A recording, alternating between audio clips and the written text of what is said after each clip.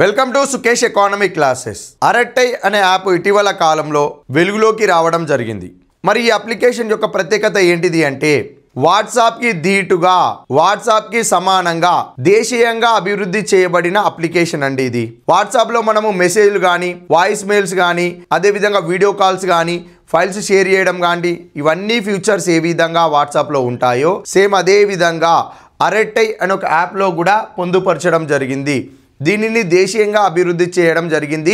తమిళనాడు ప్రధాన కేంద్రమైన చెన్నైలో ఉండే జోహు అనే ఒక సంస్థ ఈ అరట్టై అనే ఒక అప్లికేషన్ని డిజైన్ చేయడం జరిగింది.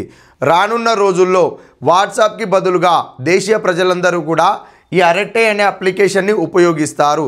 ఇది డిజిటల్ మాధ్యమంలో మొబైల్ ఫోన్లో కానీ, ల్యాప్టాప్లో కానీ, అదేవిధంగా సిస్టంలో కానీ, టీవీలో ఏంటిది మనం ఫోన్కి కనెక్ట్ చేసుకుంటాం కదా స్క్రీన్ మిర్రర్ ద్వారా, ఆ టీవీలో కూడా ఈ అప్లికేషన్ని ఉపయోగించే అవకాశం ఉంది.